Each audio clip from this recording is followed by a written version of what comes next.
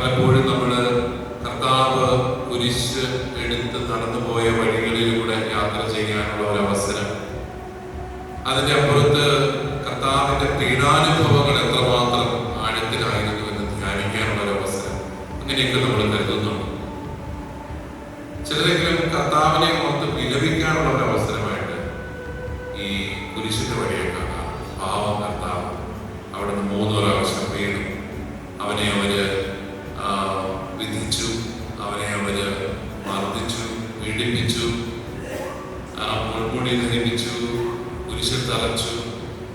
അങ്ങനെയെല്ലാം പാവം ഈശോയോട് സഹതപിക്കാനുള്ള ഒരു അവസരമായി ചിലരെങ്കിലും ഈ കുരിശിന്റെ വഴിയെ കാണാം.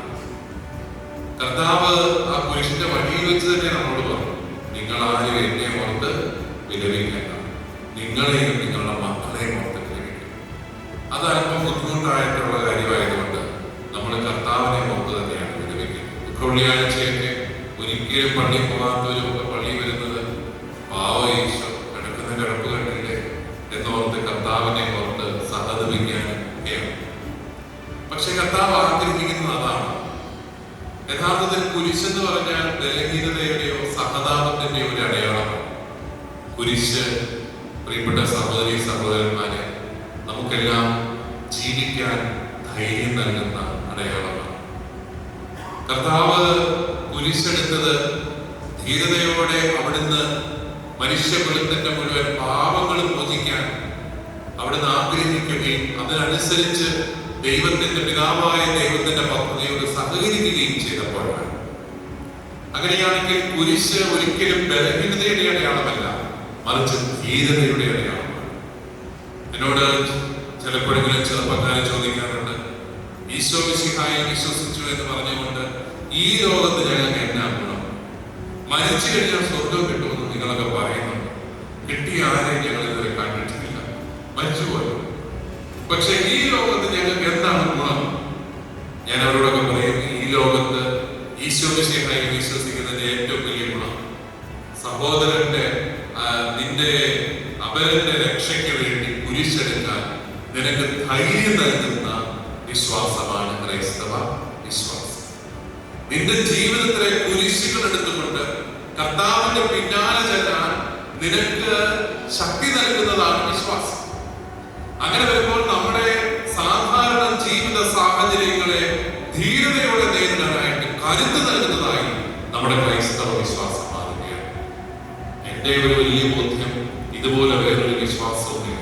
കാരണം നമ്മുടെ കർത്താവ് നമ്മളോട് പറഞ്ഞിരിക്കുന്നത്, എന്നെ വിശ്വസിച്ചു കഴിഞ്ഞാൽ നിങ്ങളുടെ എല്ലാ പ്രശ്നങ്ങളും മാറ്റിത്തരാം, നിങ്ങളുടെ എല്ലാ സാമ്പത്തിക പരാധീനങ്ങളും മാറ്റിത്തരാം, എല്ലാ രോഗങ്ങളും മാറ്റിത്തരാം, എല്ലാ പീഡനങ്ങളും മാറ്റിത്തരാമെന്നല്ല.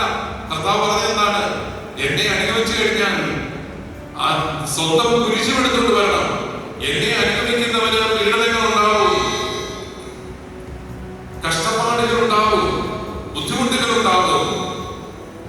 കർത്താവിന്റെ കുരിശിന്റെ വഴിയിൽ നടക്കുമ്പോൾ നമുക്ക് ഈ പീഡനങ്ങളും അപമാനങ്ങളും എല്ലാം നേരിടേണ്ടി വരുമെന്ന് തന്നെയാണ് കർത്താവ് നമ്മളെ പഠിപ്പിക്കുന്നത്.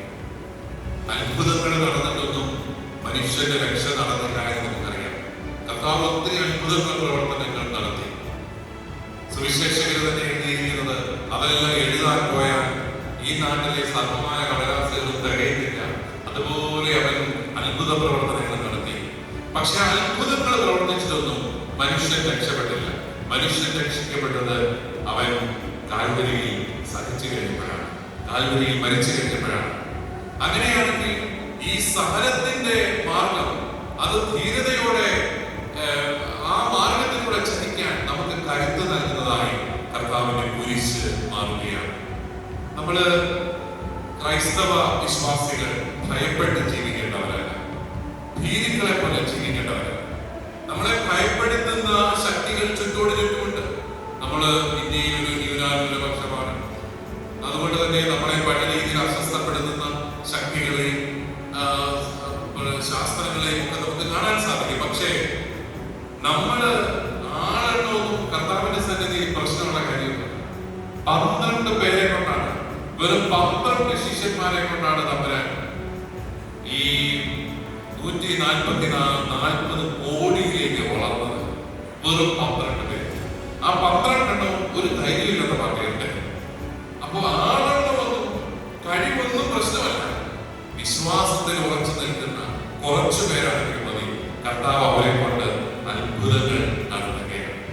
നമ്മൾ വിശ്വസിക്കുന്ന കുരിശിൽ മരിച്ച കർത്താവ് ജീവിക്കാൻ ധൈര്യം നൽകുന്നവരാണ്.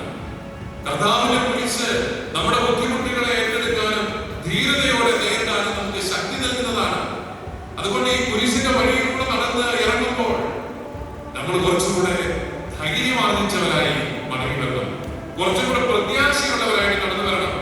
കാരണം കർത്താവ് ഈ 14 സ്ഥലങ്ങളിലൂടെ യാത്ര ചെയ്ത് അവിടുന്ന് അതിന്റെ അവസാനം അവിടുന്ന് മരണപ്പെട്ടു. അതിന്റെ അവസാനം അത് ഉത്ഥാനത്തിലേക്ക് അവിടുത്തെ നയിച്ചു എന്ന് പറയുമ്പോൾ ഉത്ഥാനത്തിലേക്ക് തുറന്നിരിക്കുന്ന ഒരു വലിയ അനുഭവമാണ് കുരിശിന്റെ അനുഭവം.